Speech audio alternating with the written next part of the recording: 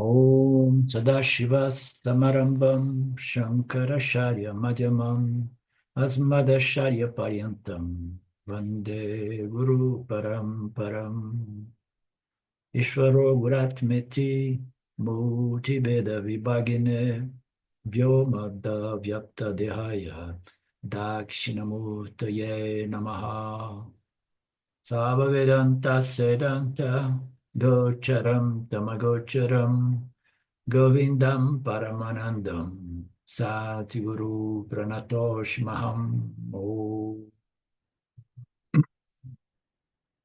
Om Shanti Shanti Shanti Om Namaste. Okay, so let's see. Swami is saying here that we have seen yesterday Arjuna raised 7 questions, and Krishna has answered those 5 questions or 6 questions, and the 7th question is the most important. Is from that question that the most of the verse of this chapter 12, chapter 8 unfolds, okay, which is the need of remembering God at the time of departure and so on. We've seen all these upasanas and the purpose of these upasanas. They are all classified as saguna upasana. They involve most of them. People want material things and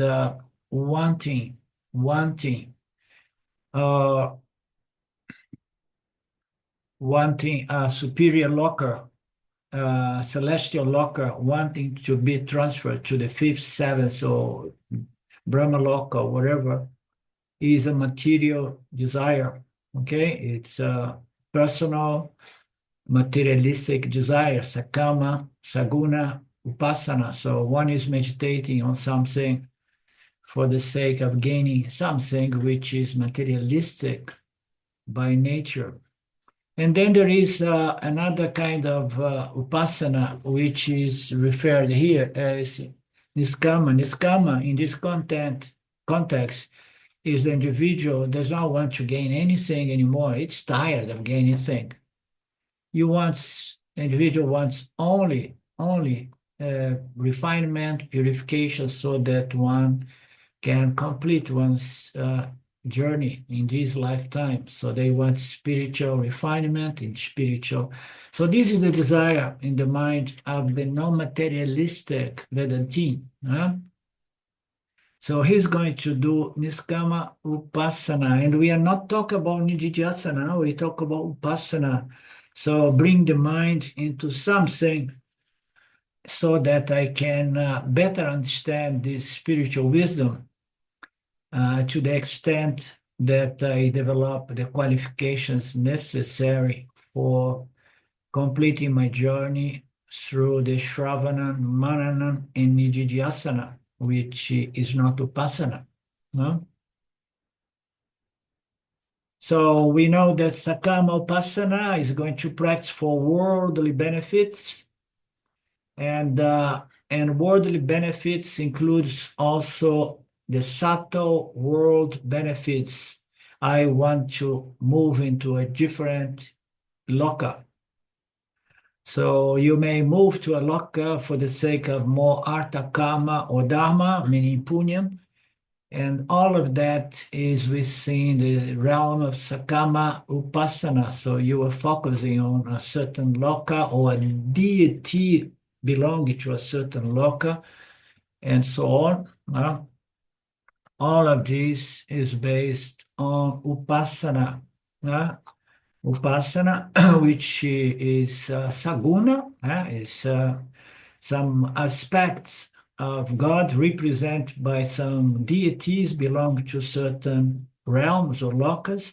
All of this is possible due to the colors of the gunas of the Maya, eluding and deceiving the mind of the seekers. Sakama Upasana is the practice for all world benefits. Beyond Artha Kama Dhamma, as we know, and Dhamma goes for Punya. Niskama Upasana is exclusively utilized for spiritual refinement, spiritual growth, spiritual elevation, spiritual, whatever you call it, preparedness. I want to have all the qualifications which are required. How many? All, totally. I mean, I want to acquire all qualifications. And then not only I meditate upon the spiritual wisdom revealed in the Vedas for gaining the qualifications required. And I know that I don't want qualifications just for the sake of being qualified. My goal is Atmayana and moksha. This niskama, saguna, upasana itself can be divided into two types. One person practices niskama upasana for acquiring qualifications for entering in the Jnana Yoga of Vedanta, which is the investigation of the nature of Nirguna Atma or Nirguna Brahman. In the seventh chapter, that Saguna Ishvara is not the ultimate reality. We have seen it on the seventh chapter. Saguna Ishvara is only empirical, it's part of a Vyavaharika Satyam. And, or if you want a strong word, it's Mithya, even if it's a subtle realm Mithya. Nirguna Ishvara has nothing to do with any gunas, you know. It was referred before as Pura Prakriti, you know, as opposed to Apara Prakriti. But it's understandable that for most people, moksha is a distant goal. Therefore, one follows Saguna Upasana, prepare the mind very well, then switch over to the Saguna, from Saguna Upasana to Nirguna Nididhyasana, Nirguna Jnana. From Upasana to Nididhyasana or to Jnana Yoga, by which we mean Vedanta, Shravana, Manana, Nididhyasana. Practice Niskama Upasana, acquire the required qualification, then switch over to Nirguna Ishvara Jnana. Get self-knowledge, be free, and this is called Sadhu Mukti or Jivan Mukti. Sadhu Mukti means instant liberation, liberation here and now in this birth, not future liberation.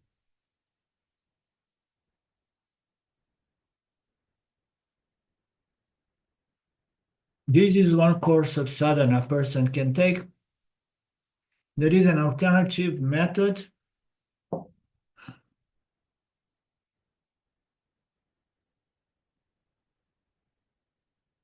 A person follows Saguna Upasana and afterwards the person turns to Nirguna Jnana. Somehow the person may find that he's not yet able to switch over to Nirguna.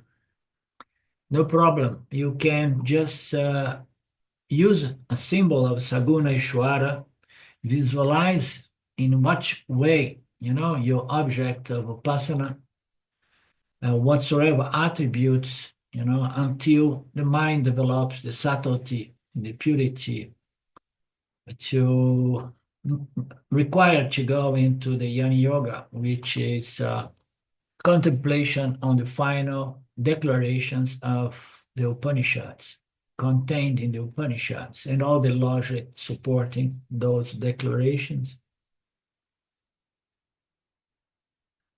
The Lord, how can you visualize the Lord without, how can you visualize or focus on this Lord free from any qualifications and attributes and characteristic property? there is nothing that I can just hold on to. We have seen that before. In the 12th chapter, Krishna itself will admit all of that, where we are not there yet. Well, are we there? No, he's just anticipating, because I get confused between my classes in English and my class in Portuguese. And then Swami gives us a little advertisement of the 12th chapter, verse 5. Appreciation of an inquire into the Nirguna Ishvara nature requires a very, very subtle body, sukshma buddhi, a very, very subtle intellect, a very Driyestu Sukshma Buddha. So, what is the difference between these three terms? They are all identical, synonymous, or what? I think they just all point to the same place. Yeah, me too. Yeah, different names. The mind, the intellect has to be very subtle, very pure, very focused, very open. If the mind is not ready for Nirguna Ishvara, it will not appeal for that person. What the person should do, we know already. The person must understand, I want moksha. I want to understand my oneness in terms of nature with Brahman. I don't have interest in any physical material goals, and also I'm losing interest to the goals relate to celestial punya. So this person is a niskama purusha. He is a mumukshu purusha. His mind or her mind is not ready for nirguna or vichara, but it's getting there. Is that what you understood?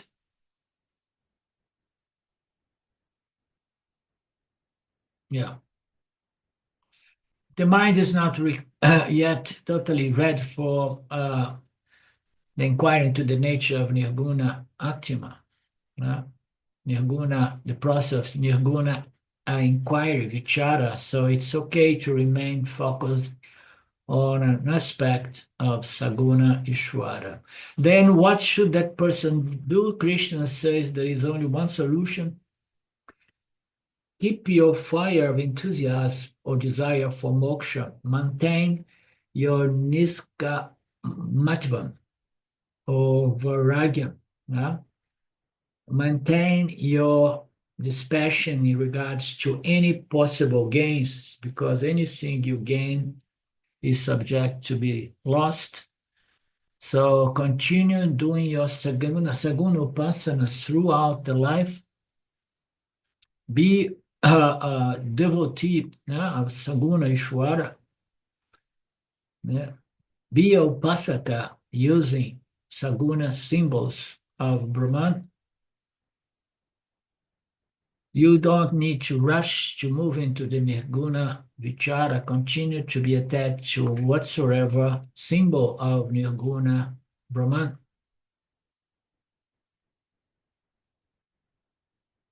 But when you meditate, make sure that it is niskama mumukshu upasana. So it means to say, if I understood, it is be total about that. Give everything into that. Intense desire for that. I want to understand the teachings of the Upanishads, but I feel like I still need to do some saguna Ishvara Upasana, but I do it fully, I do it totally with great passion.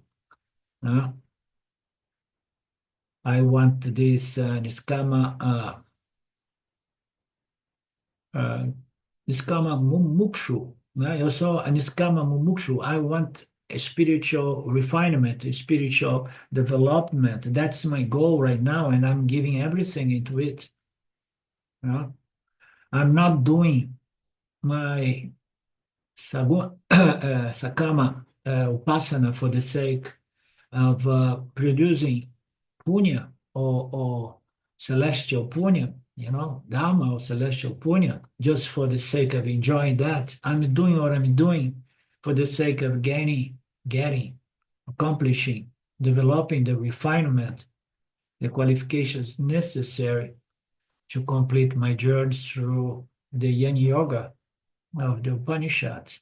This intensity of desire for Isvara, as a means to purify and prepare my mind, it will be enough for the person successfully continue naturally at the time of death also. Okay, so now we are bringing, Swami is bringing that concept that if you have that earnestness, that intensity, that sincerity, that strong, intense desire, so you keep doing what you're doing, and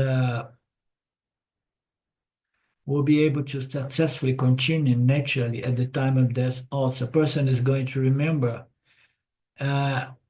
what is the main value of one's life is to understand the nature of God, the nature of the self. At the time of the death, such a person is going to remember only one thing in life. But is going to remember only the values, the most important values of his or her life. And being a Saguna Upasaka at the time of death also, the person will remember of Saguna Ishvara, howsoever representation this Ishvara is taking. As a result of that, what will help? Something will happen. What is that something? Certainly, the person will not get liberated in this life, because he has not come to the higher nature of Ishvara.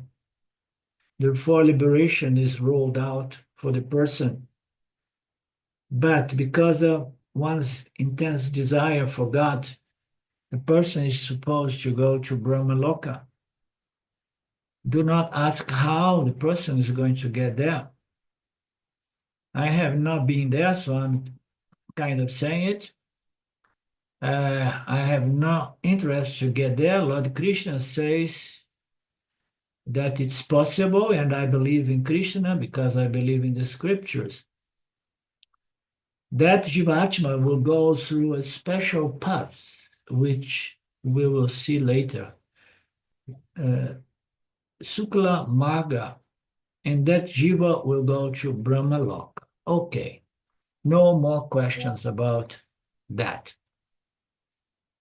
What will happen in Brahmaloka? Somebody asks Swami. And then Swami say, I don't know, but Krishna says sing, and I trust Krishna. A person who has a strong desire for moksha and moksha alone and goes to Brahmaloka, the only thing the person will wish is to have the knowledge of the true nature of Brahman. He will get there, and the ideal conditions for understanding the nirguna nature of Brahman through jnana is going to be available. He has avoided to go into the jnana yoga his entire birth, because he was not really attracted for something so subtle. He can now successfully pursue it. The conditions will be provided and guaranteed by God, by Ishvara. And the scripture from Brahma. And the scriptures point out that their nirguna jnana is not imparted by any ordinary Swami or Guru, but it's imparted directly from Brahmaji himself. He will be conducting classes, and Brahmaji, the four heads representing the four Vedas, will totally, he must be far superior teacher than all of us, and he will never get tired because four heads, his mind never gets tired. And you are not supposed to get tired as well. And it's not that you're going to have a few classes weekly, it's all the time. You are not going to have the problem of going to the bathroom or going to the kitchen to have a bite because you are not going to have your physical body. You're going to be in the Yin Yoga 24/7.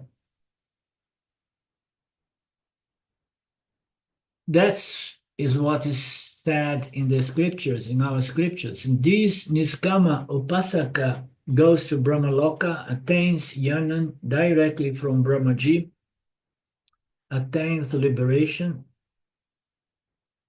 And this course towards liberation is referred here as Krama Mukti. Krama Mukti, which means who remembers Krama Mukti as indirectly, yeah? Not direct, but yeah, gradual. Gradual. Thank you. The person will get the same knowledge, and this knowledge, which is indirect or gradual, is referred to as Krama Mukti. So the directly obtained here in this lifetime is called Akrama Mukti, yeah, or Jivan Mukti, or Sadhyo Mukti.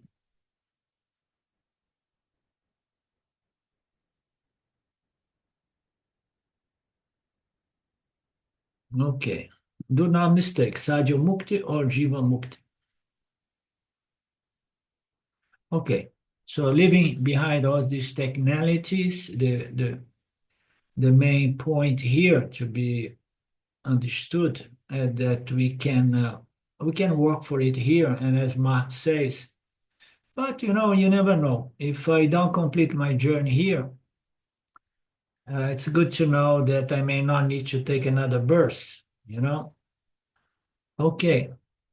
So what is the difficult with that thought? Because a lot of the time what we believe to be a backup plan is our main plan, because we feel somehow self-defeated, and we say, no, this is only a backup plan. This is the danger, Mark, I'm just pointing out, because we need to have such a conviction and certainty that we want to complete this journey. We know that we don't have power. Everything is in the hands of the Lord. But we can have our prayers direct to the Lord.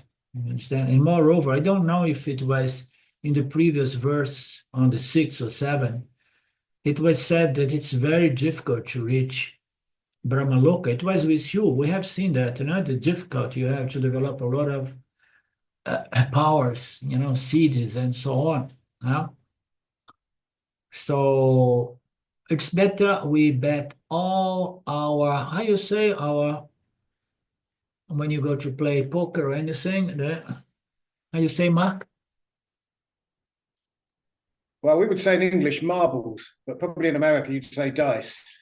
Yeah. I don't know. I think in America we say chips. Chips as well. Oh, chips. Yeah. Okay, fair enough. Yeah. So it's better we bet all our chips or marble, and liberation here in this lifetime, and then if by any chance circumstances do not favor us, we know that Isvara is going to be very proud that we have bet everything on it.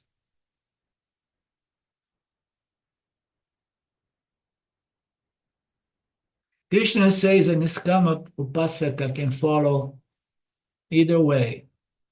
And the 8th chapter is going to specialize on Krama Mukti. So this one unique chapter which deals with Krama Mukti, whereas 7th chapter, 9th, 10th whereas Krishna is going to highlight what? Mukti, here and now.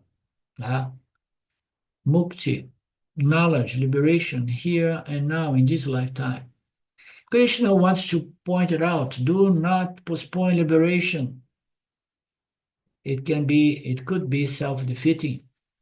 You do not know. You do not what you because you do not know what will happen after death. There may be traffic jam, and when we do not know, it's better we go for it here. Having got a favorite karma, a good body, a wonderful association with the scriptures and so on, it's better we follow Niskama Upasana, we enter the Jnana Yoga of the Upanishads, get self-knowledge, and be free here during this lifetime. This is Krishna's primary advice, but in this chapter, Krishna takes a diversion to talk about Krama Mukti. I don't know why Krishna does that, but anyhow, Krishna is the greatest of all gurus, so we need to respect his diversions. With this background, we have to study these verses. The fifth verse.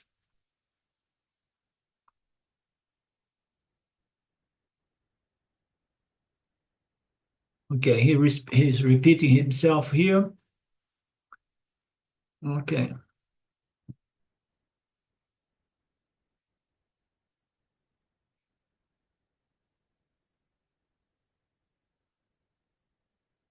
Because, okay, so the Upasaka Jiva will leave his physical body at the time of death. We know that physical body is going to go back to the elements, and this subtle body travels.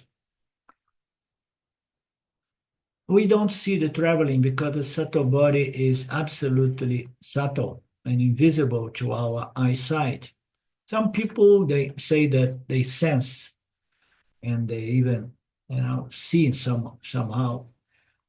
Because it is sukshma shariram, therefore we do not see. It's too subtle. Better we do not see. Better not to see, or you will see who is going here and there around you. And, oh my God, so many ghosts around me here. Why all of these people around here with their subtle body? Things could become difficult to be managed.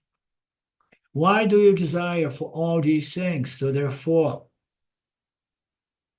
Kalevaram means Shahiram, different means leave this physical body and travels. It's said to be the case.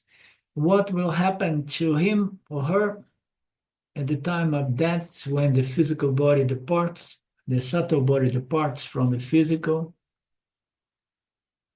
In the last moment, this subtle body, which is another name for the mind, is going to go wherever the thoughts dwelling in one's mind wants it to go, takes it. Whatever the most profound thoughts, desires, vasanas, tendencies, there will take us to where we want to go.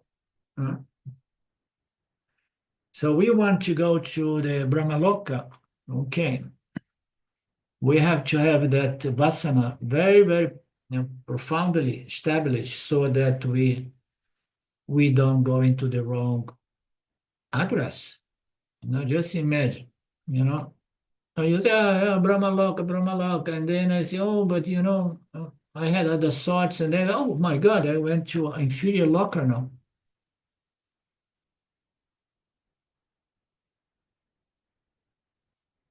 And this happens when? At the time of death. Suppose that your good friend, the Saguna Upasaka, dies, leaves the body in the last moment of death. rather than remember the Lord only, he remember of his children or the money in the bank or anything. But the advice here is that we need to do this upasana, this saguna upasana to create such a profound vasana, desire, so that at the time of death, in spite of all other thoughts, you don't lose perspective of where you want to go. I want to go to Brahma Loka. You have to remember Brahman, Isvara all the time. It has to be very, very strongly established. And then, only then, the soul will get Krama Mukti.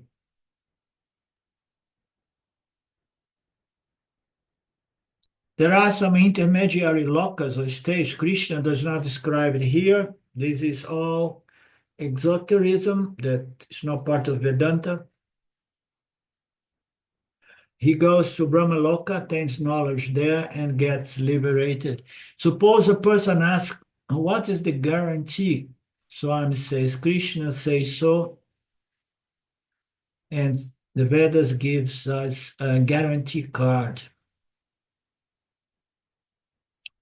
And how so? Because Krishna says, there is no doubt, such a devotee will come to me directly, without stopping in any intermediary loka.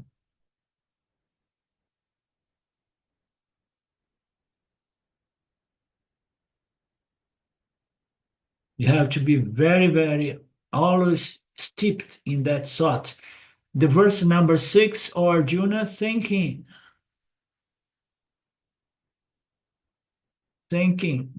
of whatever object one gives up the body at the time of death, that very object one attains, living, being always steeped in that thought.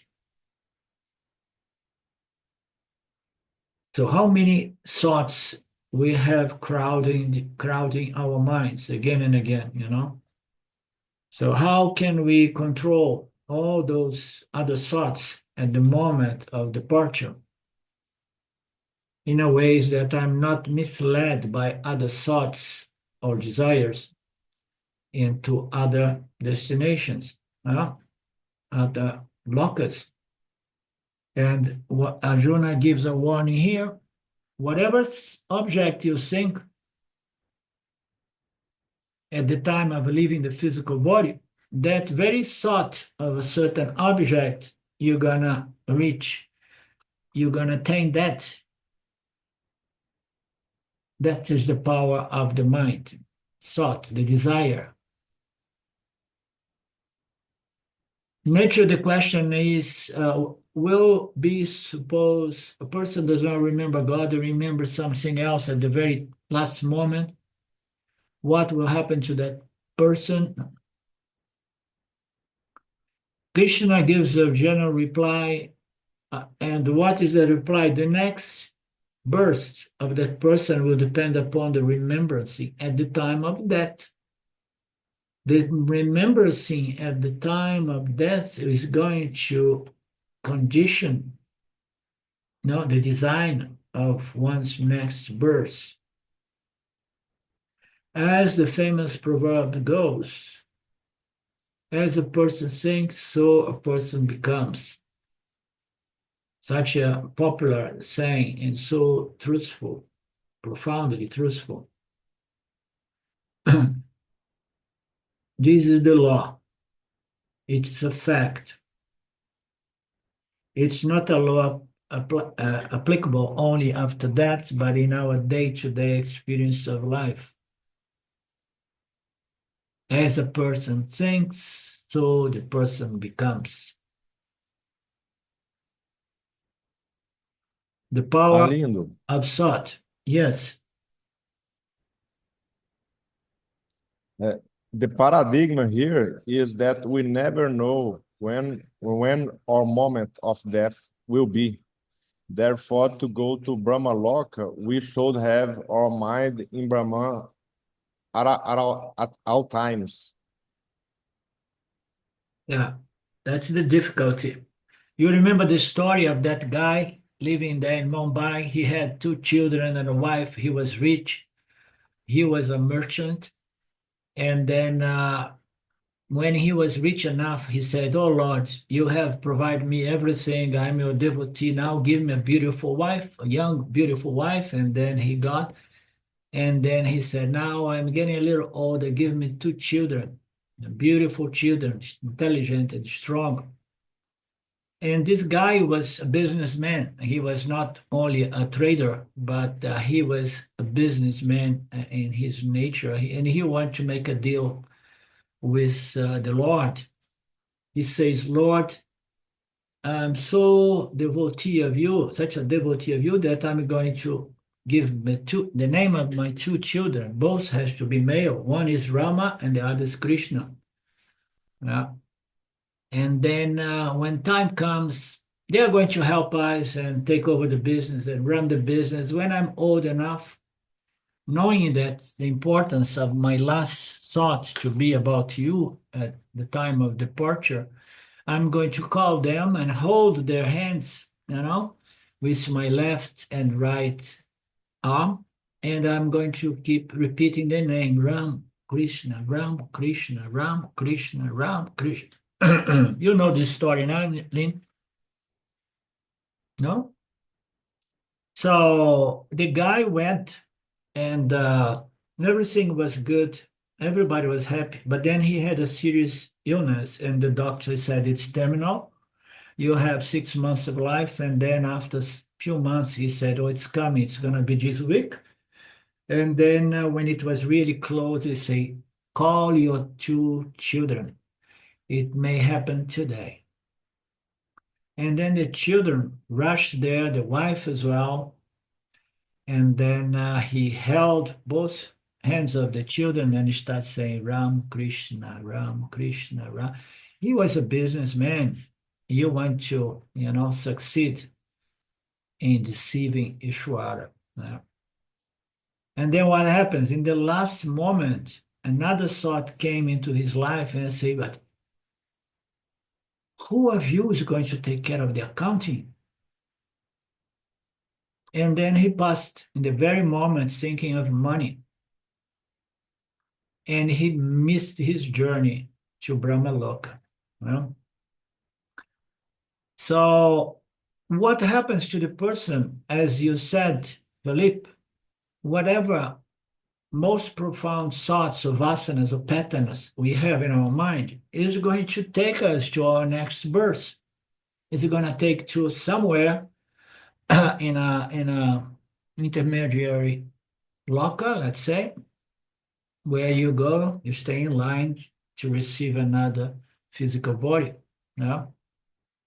So the nature of our mind, the kind of thoughts we hold, if it is around pleasures and it's about money, it's about power, it's about God, whatsoever, the nature of the material contained in our minds is going to produce our next stage, next birth.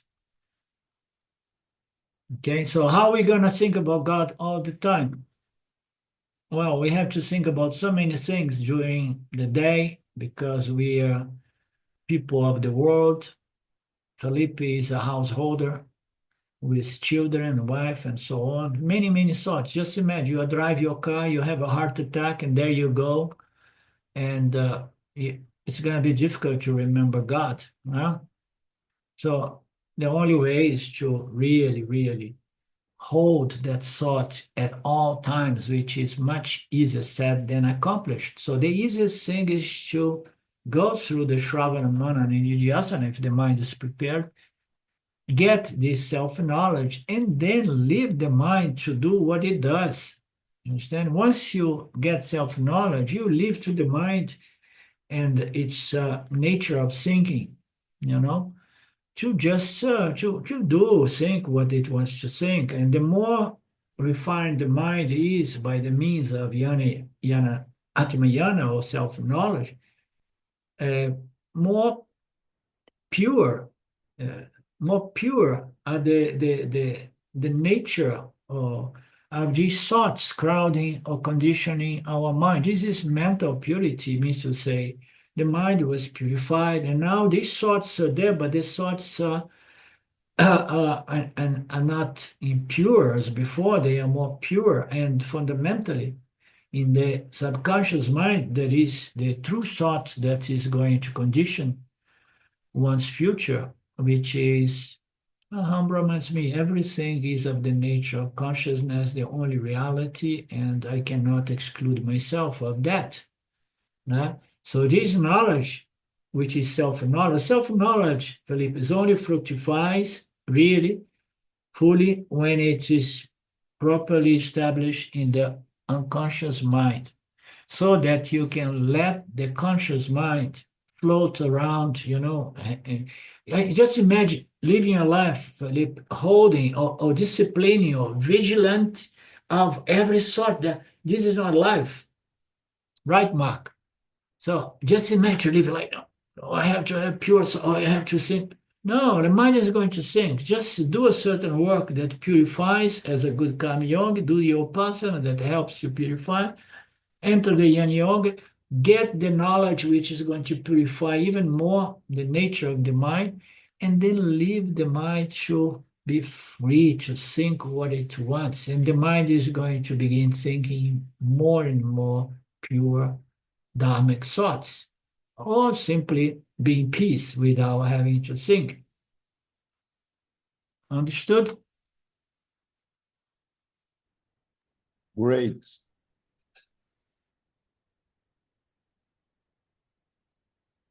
Swami gives us another beautiful proverb. Watch your thoughts. This is very nice. He loves to present it again and again.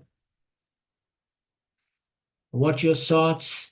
Your thoughts become your words. Watch your words. They become your actions. Watch your actions. They become your vasanas. Watch your vasanas. They become your character. Watch your character. It becomes your next life.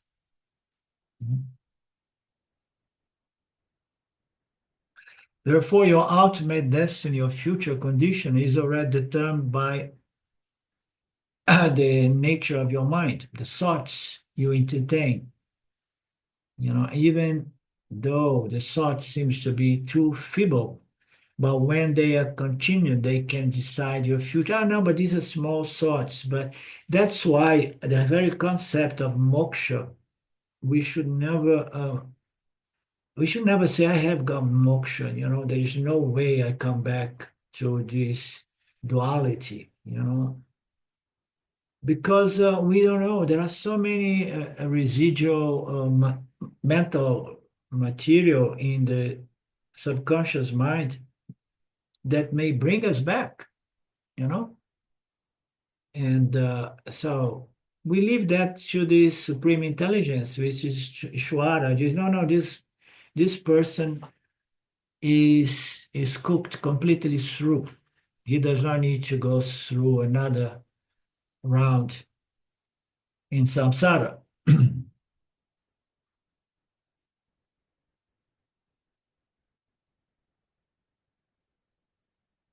Even if it's a small thought, it looks so, how you say?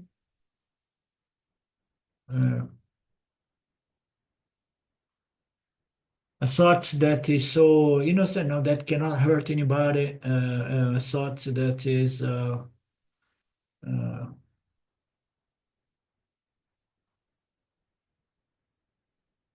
okay, escaped me. The word escaped me. So, but if you repeat that thoughts again and again and again, it grows, and then it starts manifesting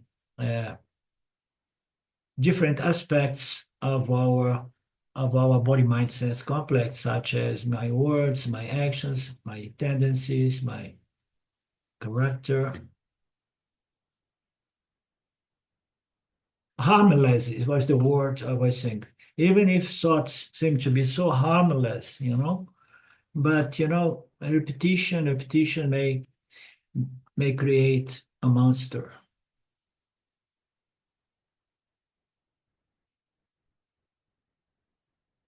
With whatever desire of object of environment, a person dies, he will find himself in a setup and with such an object, and that is why they have the story of the Jaba Bharata Upakyanam. Oh, let's look into this story. I love this story. So he's saying here that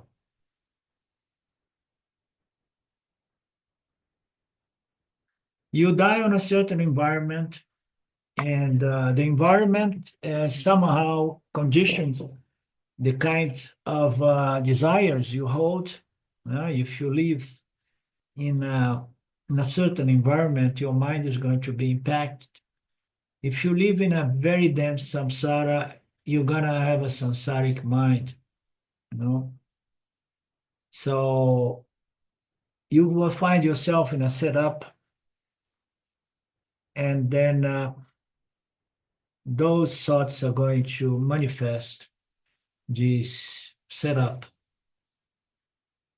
So there is a story of this entity here, how he had noble intention to pursue spirituality and got attracted to a small deer.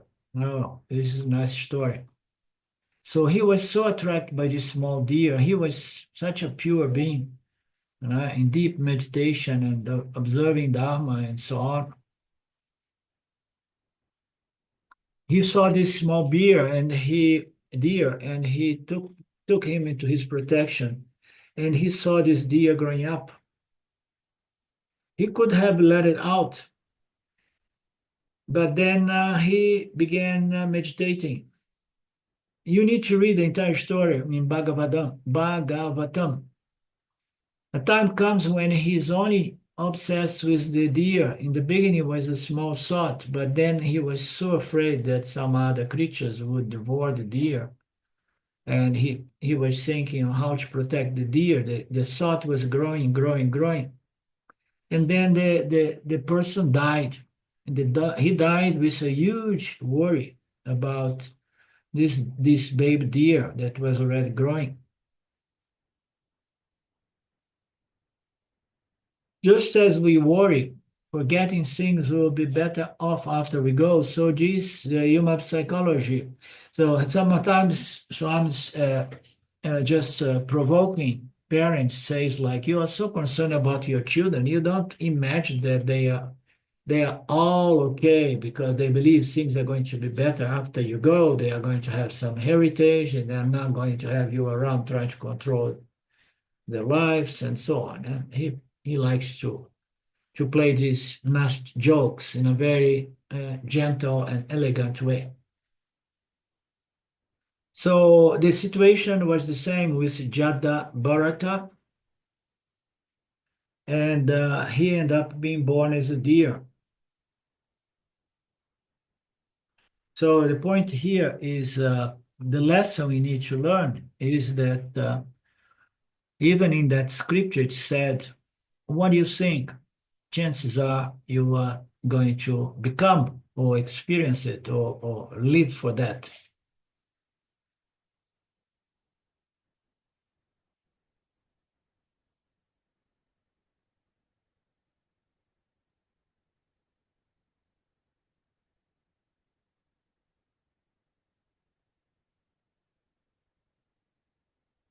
Okay.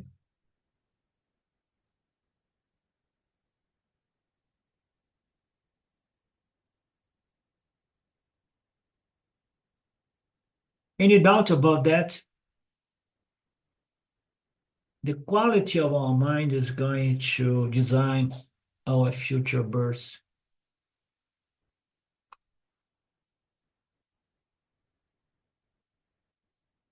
This is a very important law. You must remember what your thoughts ultimately it's going to define or condition your destiny. So we'll have to thinking here. It's very fine. It is very fine. No, we can easily find a loophole on this logic. We are very good in finding loopholes. But what Krishna say, at the time of death, whatever you think, it will determine your next birth.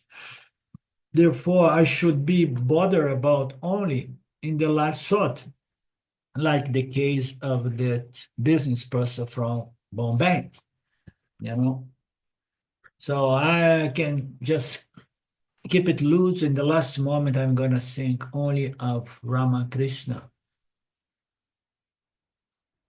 Bhagwan says, Arjuna, that would not work because you cannot deceive the system, you know. It's not that the system is not going to allow you to hold the thought of God if your mind is not in harmony with that thought. You're going to try, but I mean, for a few seconds or minutes, and then your mind is going to expel that thought and go direct to think on those objects of true desire of the mind.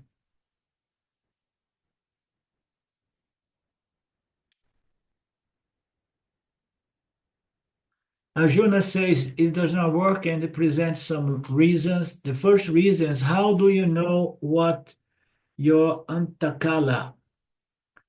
Raja sent a letter. So that is Felipe saying, so we never know when they come to take us. Yamadharma, you know, come to take me. When death is coming, we never know. No, I leave it the last moment. Okay. And you think we're going to send you a telegram or an email or WhatsApp saying, oh, begin thinking of God because I'm coming to get you. No, nobody gets a note.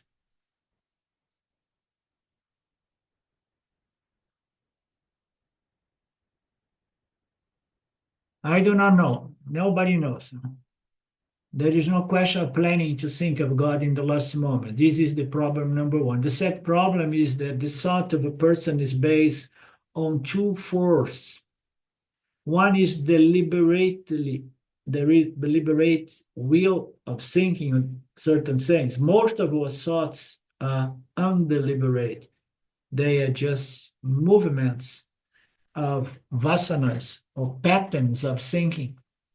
So we have to make an effort to think deliberately. And to think deliberately 24/7 is impossible, no matter the magnitude of a Mahatma. You cannot think deliberately all the time.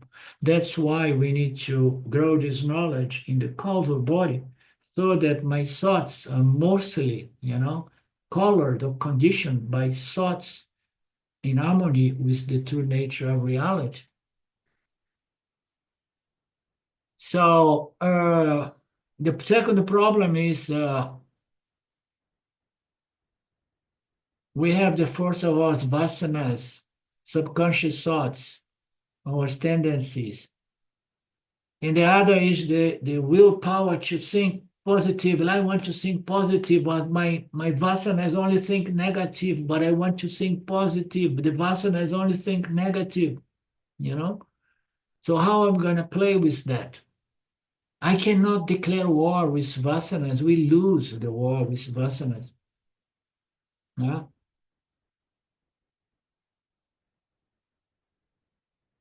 My thought process is governed by our vasanas mostly, and not by my willpower. Our habits, our samskaras, our mental impressions. Now, at the time, the thoughts that we have in our mind will be decided by one of the two, deliberated thoughts and undeliberated thoughts, vasana thoughts and deliberate thoughts, willpower, deliberating what I want to think. What is the difficulty in this Vedantic process is when we go into our Shravanam, it's a little easier because we listen to the teachings and a lot of thoughts want to come in between, but it's easier for us to hold our attention on those scriptural thoughts. Okay? But when we're going to do our manana, yoni, asana, so the battle is a little bit more difficult because I have the will to think, remembering, to recall the concepts and notions and thoughts which are revealed by the scriptures, which are in harmony with the true nature reality. But I have my vasana load presenting me with a lot of contradictory thoughts, creating this battle, my mental impressions, my vasanas. It's much easier when we do a seminar like we did and everybody is bombarded by scriptural thoughts and concepts. And it creates an impression on the mind, and people get a sense of freedom, which is inherent to a mind that thinks in harmony with the true nature of reality. But to hold those thoughts as a pattern, is another business. You understand that, huh, Philippe? The difficult. So the force, the power of the vasanas are going to put up fight. Sometimes we may be successful to say, I will not think about these thoughts, dear vasana. It creates suffering to me and others. And then I say, you shut up, be quiet.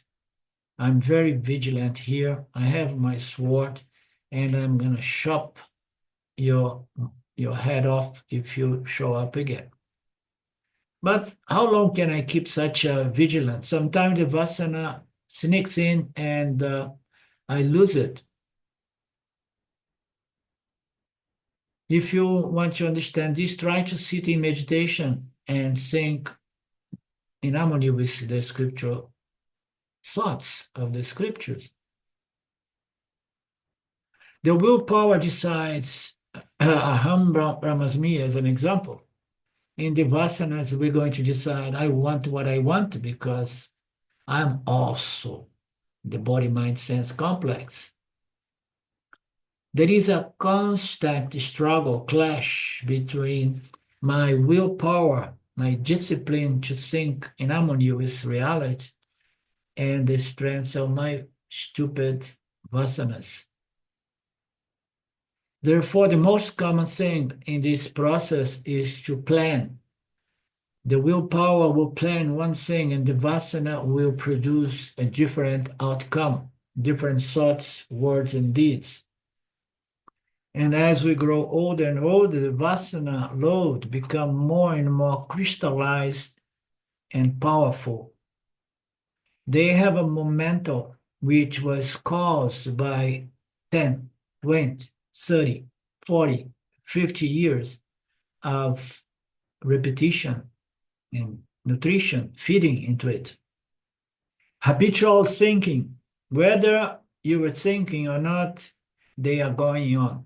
In the night, projecting dream thoughts, and in the day, clouding our clear mind, our clear intellect. As we grow old, this is bad news for some of us, or those of us growing old. As we grow old, our vasanas, the subconscious is saturate with vasanas. And many of them were dumped and suppressed in the subconscious mind for so many years. So I have these vasanas, and some of them produce patterns that are not clear because it is suppressed material that was never really looked at in a conscious manner. So my willpower, it becomes very, very weak. And the power of these patterns, which was suppressed, never really confronted, are so strong. So I'm saying, even if I am young as Philippe, it is already difficult to think what we want, then what to talk of the moment of death? So it's difficult when we are young, it's difficult when we are older, and the vasanas are more powerful, more crystallized. So on says, just imagine at the time of death when your body mind is very weak. It's almost impossible for us to control our thought process. I mean, this class is beautiful, but it may sound a little bit depressing. Huh? It's not depressing. The truth, there is nothing more beautiful than the truth, more radiant than the truth, to see the truth without delusion, you know? So we understand how difficult this entire Vedantic process is. And we have the tools, we have the system, we have the teachings, the methodology to convert those vasanas, which based on total ignorance of the true nature of reality, and gradually but surely to convert, or I used to say in the past is those vasanas, they are there. They're going to disappear only to the extent that we don't feed them more and more. We don't nourish them anymore, giving them our attention, our believing. So these vasanas are there, but now you are producing other vasanas, you are cultivating other vasanas. Can you just hold for a second?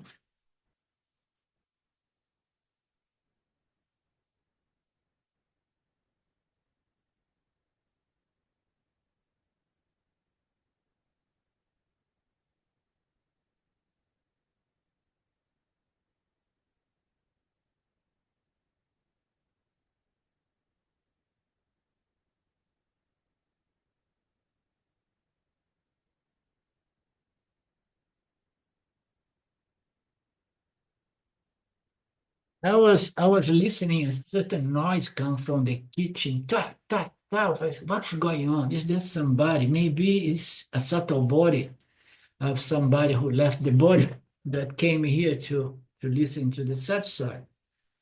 And now I start getting the smell of something different. So it's very common. I put my tea there, I forget to turn it off, and then I burn the tea with the teapot. So, but going back here to the closing of our class,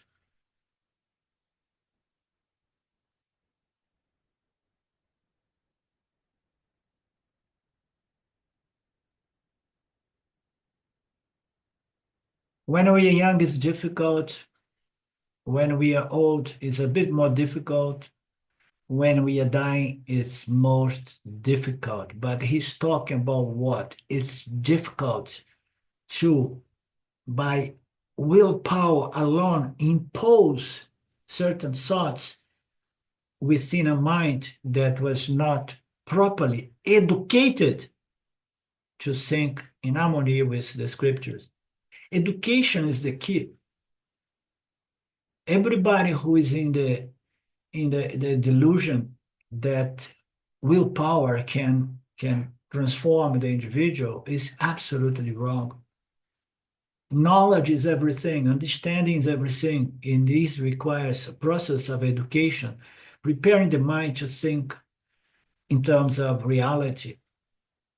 And then what is happening? I remember in the past we say those vasanas, they are not going to disappear out of the blue. You cannot kill them. They are going to die by starvation, I used to say. You don't nourish them, they are going to disappear. And then you have your causal body there, and then you start feeding good vasanas, self-knowledge-based vasanas, scriptural knowledge-based vasanas. And then when you see, the subtle body, the causal body is there, and then there's no room for so many vasanas. And then the good vasana begin like, boom, get out of here. And they start spelling the stupid vasanas, so to speak, But actually, the bad vasanas, the stupid vasanas, the wrong vasanas, they have to die an unnatural death, which is by the means of knowledge, understanding, they die by starvation, because it's only us with our attention feeding them that empower them. Okay? So, but this is not our problem. We know how to take care of bad habits. We don't need to believe that we need to train our mind to think of Brahman all the time.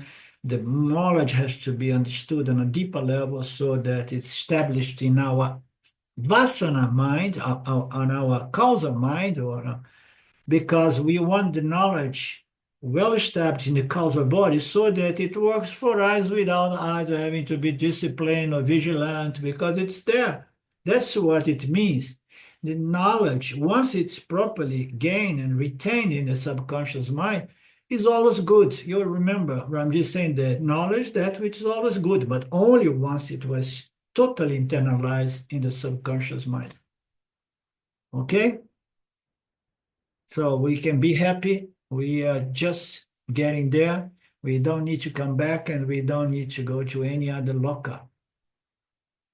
If you have purchased your round ticket to one of these lockers, so you can ask for a refund.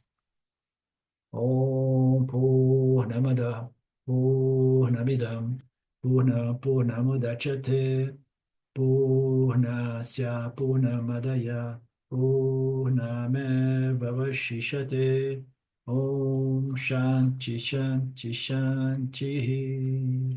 Om Namaste. We meet again soon, Friday. Thank you so much. Thank you, Arlindo. Thank you all. Thank you, Arlindo. Great satsang. Thank you. Okay.